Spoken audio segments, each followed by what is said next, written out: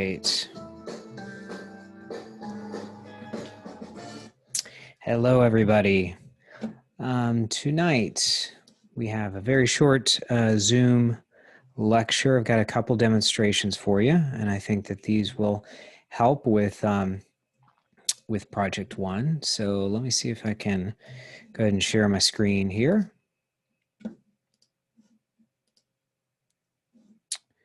Okay. So you guys should be seeing my screen here.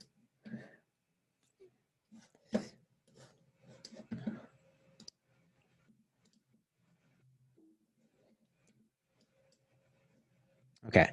All right. So tonight, this is week 4.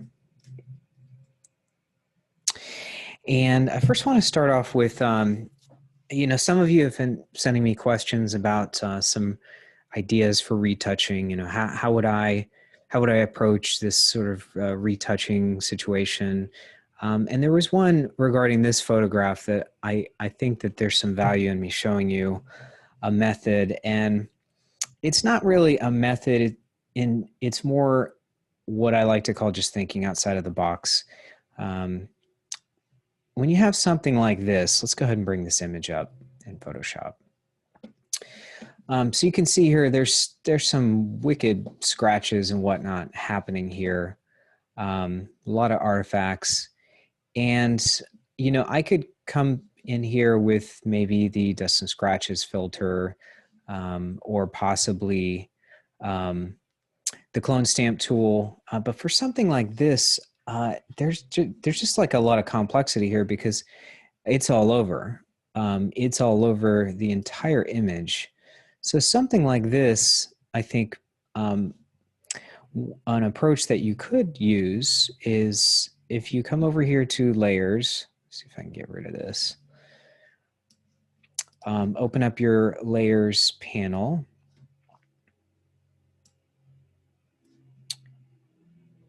And you would want to create a copy of the background layer. Now, what I'm thinking for something like this, instead of trying to do these individual things, I'm going to apply just a global change to everything. I'm going to use a layer mask so that I can localize that change. And how I'm going to do it is with Gaussian blur. So I'm going to apply a Gaussian blur filter. And what I want to do is apply just enough to where it disappears. Maybe something like that. Okay. Now I'm going to click OK, and I'm going to come in here and I'm going to create a layer mask. I'm going to fill it with black, and then I'm going to paint in this area. So I'm just painting in the face. Now what's important about this approach is that I want to not paint areas of significant detail. So like the lips, I'm just painting the areas where there should be just a skin texture, okay? Leaving the eyes, and I'm gonna run through this rather quickly, and I'm not gonna do a lot of detail work, but I'm just coming in here and painting in this effect. Again, I just applied a Gaussian blur, and I want to keep this effect away from the areas of significant detail, okay? I don't want to affect those areas. I just want to affect the skin itself, okay? So it corrects the problem, but you can see it presents another problem. It's starting to look very airbrushed. And I think part of the problem here is that the Gaussian blur, it looks very digital, but it doesn't have any of the quality of the original print. It doesn't have the film grain. So what we can do to give it a little bit more realism is we can apply a film grain, and we do that by adding noise. And we want to add just enough. Oh, sorry, we want to add it to the image, not the layer mask. So we'll come back up here to add noise. And just enough, actually that looks okay right there. 4 point, that's a little too much. Maybe something like that. Okay, 4% or so. I'll do 4%. And so you can see here, if I zoom in, it just adds some film grain, right? So I click OK. And now what I want to do is tone this effect down just a little bit. So I'm going to pull the opacity back just a touch to bring some of that original back in there. And you can see the before and after here.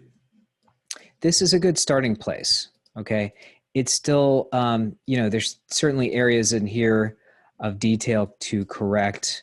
You know, my mask is not that great. I should really come back in here and do the neck also. But you can see that it's taking care of that area, and I think this is actually usable, especially if we're going to be colorizing this image. So long as we stay away from these areas of detail here, I can come back in here, and again, I'm just working on the areas of skin. So I can come back in here and sort of paint that stuff in. Yeah, I think if I put a little bit more time into this, it could look pretty good. Okay. And again, this is a starting place. So I would want to go back in here with, you know, my clone stamp tool and my traditional retouching tools and work on the detail parts of this. This is just kind of a global adjustment, but again, this is certainly not a finalized image, but it is a good starting place. And compared to what I had before, it definitely looks a lot better. Okay, so that's an approach you can use, Gaussian blur, and then when you do that, make sure that you add back that noise, because if you don't, it's not going to look right. So I'm going to add just actually a little bit more noise there. Okay, so that's an approach that you can use, just kind of faking it. There are some times where you're doing a retouch where you just have to manufacture something, whether it's a skin texture or a body part, an eyeball, whatever. I've had some retouches before where, you know, doing group photos, for example, you've got 30-something people. Most likely one of those people is they're going to have their eyes closed. And I've actually been able to take eyes from other people and put them on the person and to correct, to fix that issue. So you got to just kind of look at the problem and use your toolbox of Photoshop skills and kind of think outside the box. Okay. All right. So levels versus curves. You should see in this week's module, there is a discussion, or there's a demonstration for levels and curves. And I'm just going to go ahead and locate this file and go ahead and open it up in Photoshop. So levels and curves. Levels and curves, this adjustment does basically the same thing. And the difference between the two is I like to think of one as a butcher knife and the other one as a scalpel. So the butcher knife would be the levels adjustment, and the scalpel, which would be more precise, would be curves. So they're both used for adjusting tonality in an image. And you can see here, I believe I put this in the module. The scenario here is the client like they love the image, but it just doesn't have a lot of punch to it. And it is pretty flat. If we open up levels, you can kind of see, without even looking at the photograph, you can tell from the histogram here that there's just not a lot of, there's a lot of values, but they're not spread out. They're not distributed in a way that's going to give this a lot of dynamics. It's a very flat image, and flat imagery typically has a ton of detail in the midtones, and then it lacks values within the shadows and highlight areas.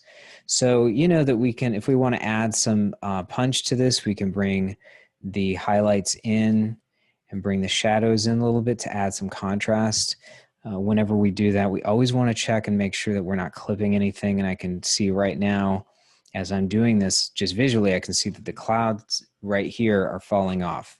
Okay, remember, anything to the right of this highlight slider is gone, destroyed, okay? So if I hold down Option and do this, I can see where it is clipping. And if it's white, that means the information is gone, okay? So I don't want to do that. Maybe I'll do something like this. And maybe I can brighten the image up a little bit.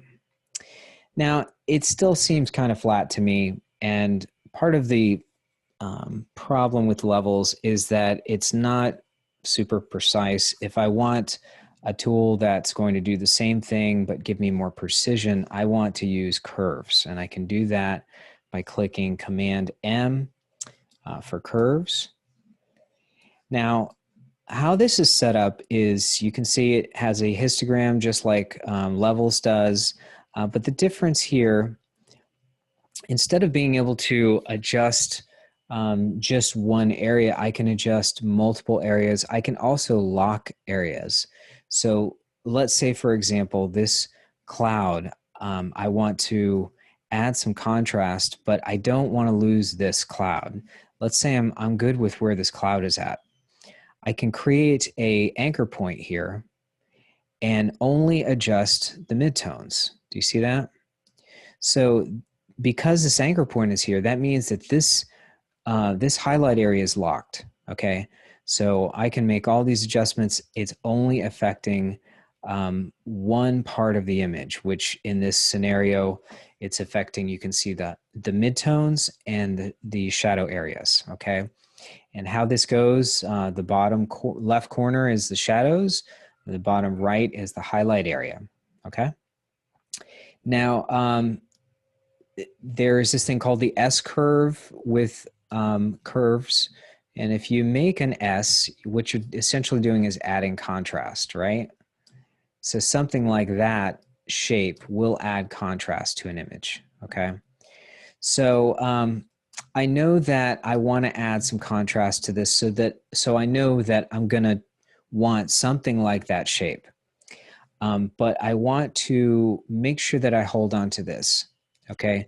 So I don't know exactly where this is at, but what's great about curves is that I can put my eyedropper on the area, and look at that. As I hover, I'm holding down the mouse button. As I hover over this area, it's showing me where this is at, right? So I know that I want to hold this area. When I find the area that I want to create an anchor point at, I can hold down Option. Sorry, I can click on it with, I can hold down Command and click, and it will create an anchor point. And I can do that with any area of the image. So let's say I want to hold this shadow area. If I hold down Command and click, it will lock that shadow area. Now to get rid of these, I can just drag them away, right? So if I want to get rid of this one, I just drag it away, pull it off. Okay, so going back to this, I want to add contrast to it, but I don't want to affect this highlight. I don't want to blow out this cloud here. So I can hold down Command again, and I can find a value that I want to hold that looks pretty good. And then I can come back in here, and I'll bring the shadows down a little bit, and then bring the midtones up a little bit, and look at that. Look at the difference there. Here's the before and after. So notice I've added contrast, but I haven't thrown anything out. As a matter of fact, I can come back up here and punch the clouds up just a little bit without worrying about throwing something away. Okay.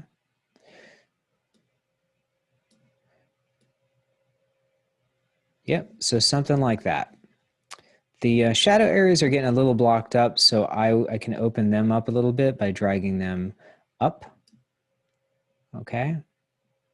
And then maybe this, when I drag horizontally like this is the equivalent of levels. It works almost exactly the same.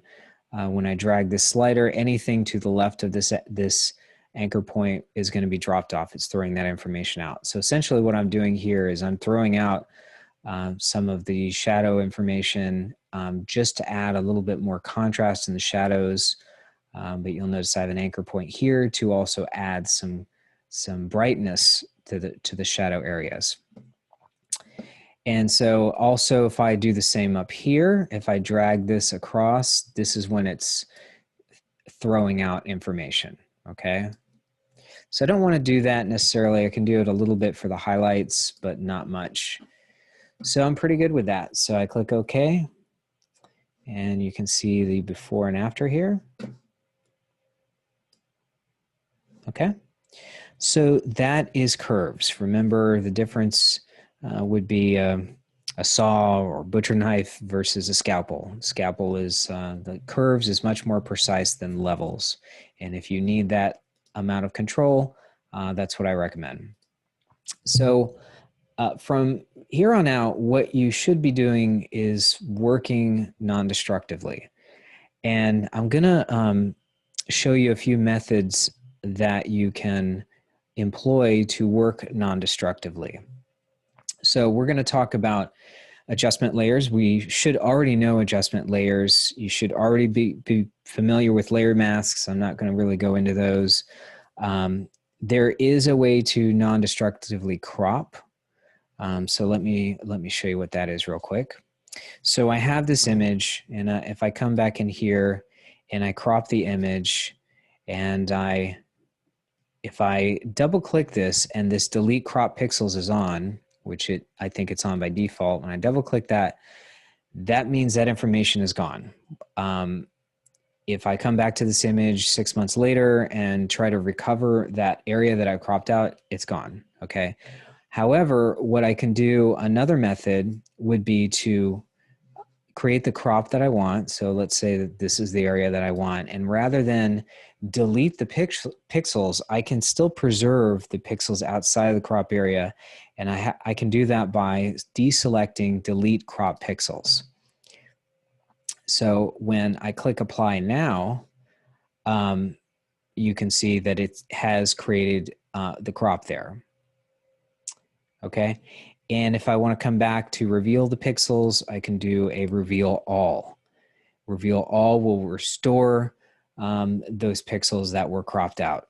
Okay, so this is another very powerful way to work non-destructively with the crop tool.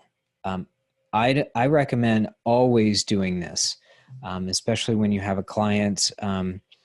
You know, you get the phone call 6 months later that they want to change something with the design, and there's a photograph that you've cropped out certain things. You can restore that by using this method, okay? So that's using the crop tool non-destructively. Retouching, you should be very familiar with this by now on project 1. That's what you have been doing. Hopefully you're not retouching on the actual layer. You're creating a separate layer to do the retouching on, because if you're retouching on the actual layer, you're not working non-destructively, okay? So we talked about crop, and vector mask we'll talk about a little bit later. Sorry, I have crop in here twice. But let me show you a couple things here. So if we go back to this image and we look at the levels, well, let's do this. Let's go back to the original image. So I'm going to hit revert, and let's look at the histogram here. Now, when I bring up levels, when I do Command L, this brings up levels and it allows me to make a levels adjustment, right? So if I do this and I brighten this up a little bit and I click OK, it has made a permanent change to that image. I'm working destructively at this point. Now, if I bring up levels again, look at what's happened to the histogram. Let me see if I can zoom in here. Do you see where there's like bits of information missing? Well, that's what happens when you work destructively. When you work on the actual image itself, every time you make a change to something, you're essentially throwing away information. So watch what happens if we do another levels adjustment. And then we'll bring up levels again. Look at that. So let's do an extreme adjustment here. We'll click OK. We can see the image is really suffering at this point. We have no highlight detail anymore. The sky is completely gone. When we bring up levels, you can see from the histogram that it matches. There are huge gaps in information here, and we have thrown away a ton of image data. So this is why you don't want to work, why you want to work non-destructively, to avoid this. So we'll come back in here in Photoshop and let's work non-destructively. We'll do the same thing. We'll revert the image. We'll come back here to image revert, and we're going to do the same thing. We're going to add just some contrast to it, but this time we're going to use an adjustment layer. And we do that right here. We create an adjustment layer. We'll do a levels adjustment layer, and we'll add the same thing in there. Okay. And we click apply, and we'll go back to the levels and look at that. It looks exactly the same.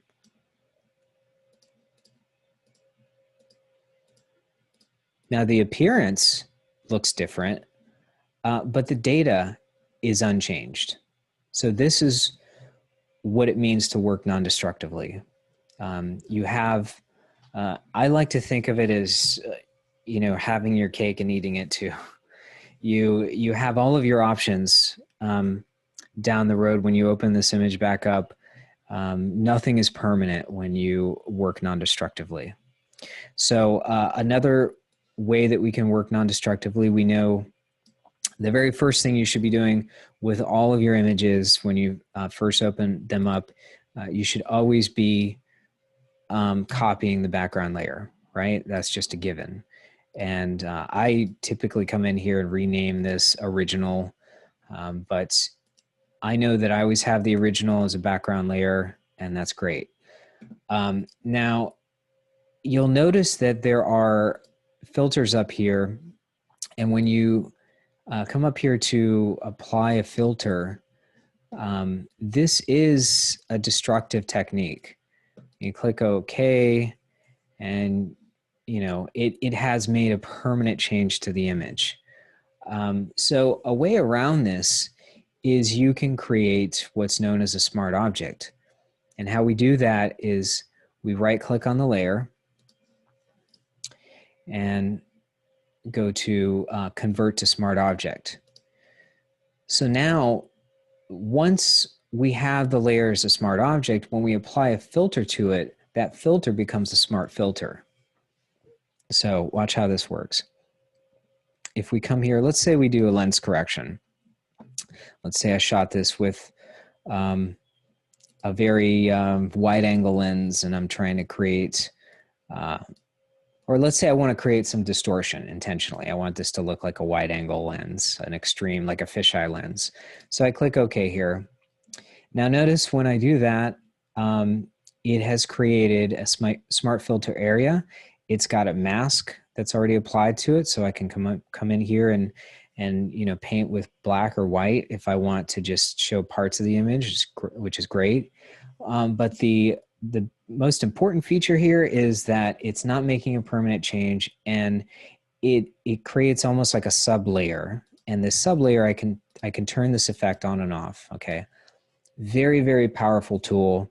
Highly recommend if you need to do any thing with filters or resizing, transforming an image, use smart filters. Let me show you one more thing.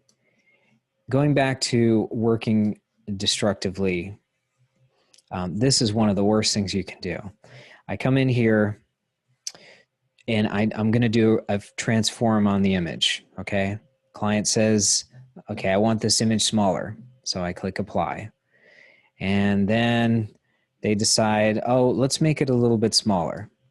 And then I click apply. And so then 6 months later, I come back to the same image and they decide, no, let's go back to the original size. Okay, now let's assume that I didn't create a background copy. So this is what I got. And you'll notice here, I've expanded this out to the original size, and look at the difference here. Every time you touch that, you use the free transform tool, this is what happens. It's throwing pixels away, especially when you do something dramatic like this, when you resize to something really small and then you decide to blow it back up again. You know, we saw this issue with project one when you're scanning and you're scanning something that's smaller than the output size. So for that project, the output size is 8x10. A lot of the images that you guys had were like 5x7 or 4x5 or something smaller. You know, the solution to that, you always want to scan at a higher resolution so that you don't have to do this in Photoshop. This is a very destructive method and highly discourage it, okay? And that's with the free transform tool. But let's see what happens here. We'll do one more handy usage of the smart object. I come in here, free transform, and then I'm going to drop it down to something really small. Let's see if this works. And then I'll bring it back up again to the original size, click apply again. Now look at that. Look at the difference here. Again, we're working non-destructively, so important. And the way I'm able to do this with the free transform tool is because I've converted this to a smart object, okay? So going back to the slide here,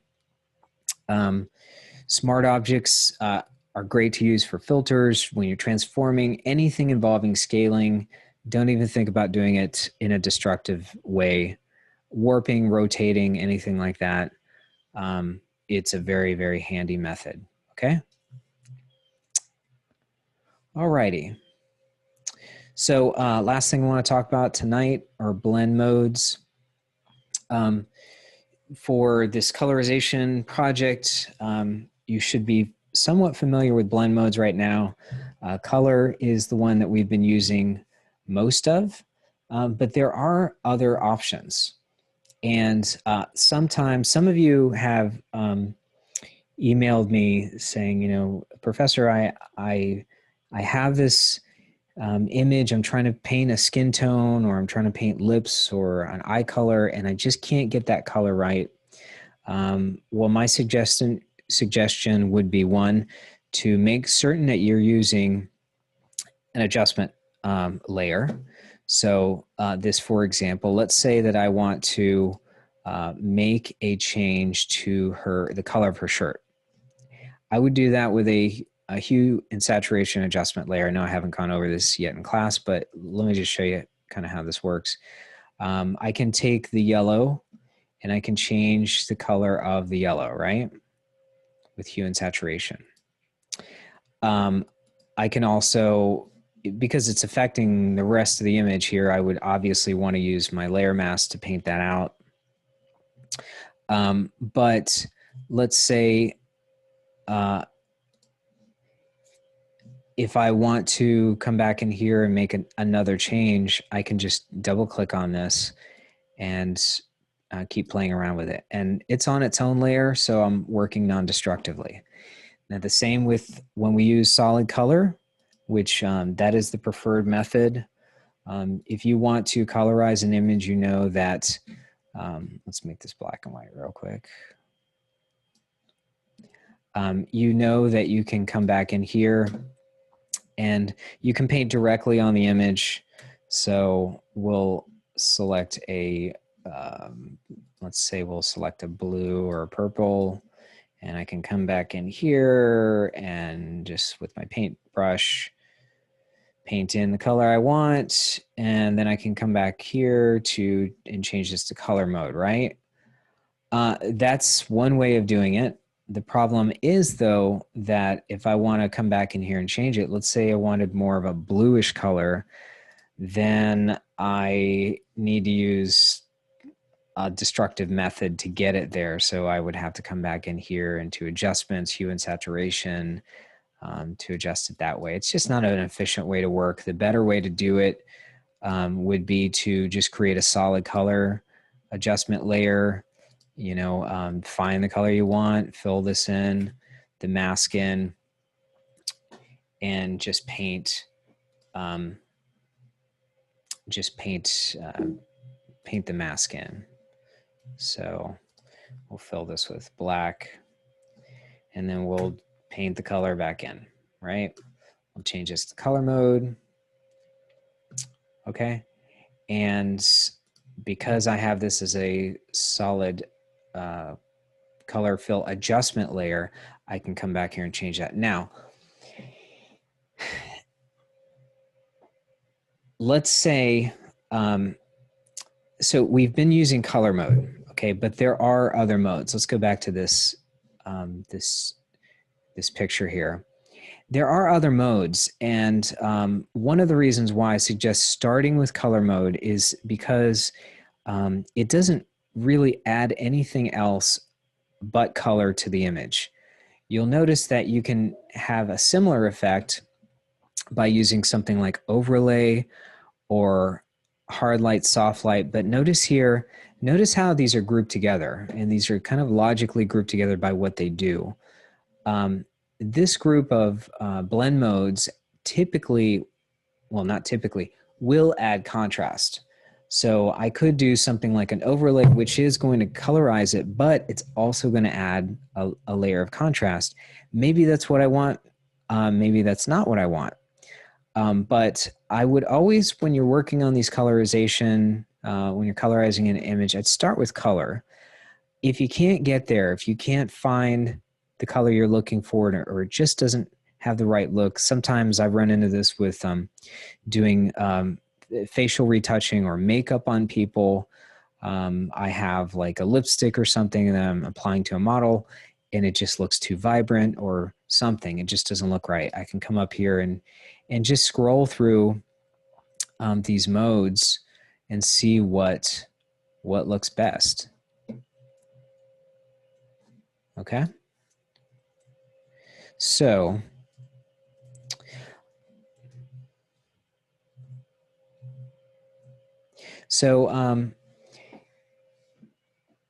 the first group of color modes is normal and dissolve. Dissolve, I can't find any practical use for that color mode still, for that blend mode. But I have used these also quite a bit. Multiply, and if I need to darken an image, or screen if I need to lighten an image. These groups of blend modes are polar opposites. So the opposite of multiply is screen. The opposite of linear burn is color dodge. If I want to add just overall contrast, I can use these color modes. And difference and exclusion, they have some pragmatic purposes. I rarely use these for their look. I use them for other things. In evaluating an image, I can use difference or exclusion. I'll go into some of that later. But so these are your color modes, your blend modes, sorry. Shift plus and minus is an important keystroke that allows you to to scroll through these without having to pull down the menu. Alrighty. So that's what I got for you guys tonight. I hope that you guys found this to be helpful. Sorry, I have one more thing to show you. There was a question about the best tool to use for a particular retouching scenario. And I think that this image here would be a good example. If I was retouching this image, let's say that the client loves the image, but they want to take the footprints out. For something like this, you know, you basically have three go-tos. You have your healing brush, your spot healing brush, your clone stamp, and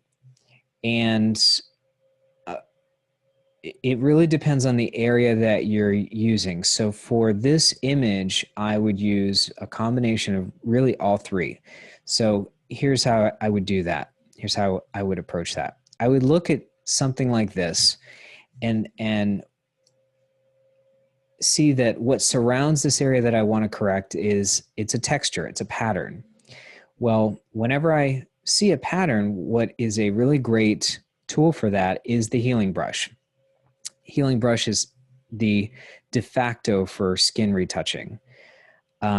Remember, the healing brush takes what's outside of the image, the pixels outside of the brush, and it sort of combines them together, okay?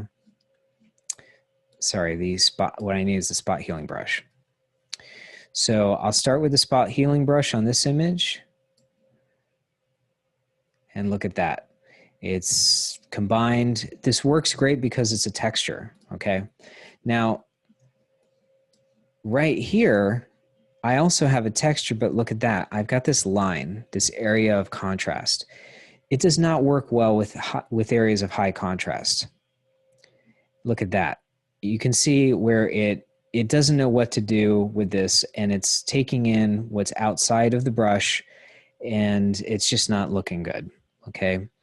So a better tool here would be you want to not use tools that are going to take pixels outside of the brush for areas of contrast, for lines, for areas of detail, like, you know, if you're talking about like you're retouching someone's jacket and the very edge of the jacket where you see the difference between the foreground and background, the edge of the jacket, and then the background. You don't want to do something like that. Anything with hard edges, that's not the tool.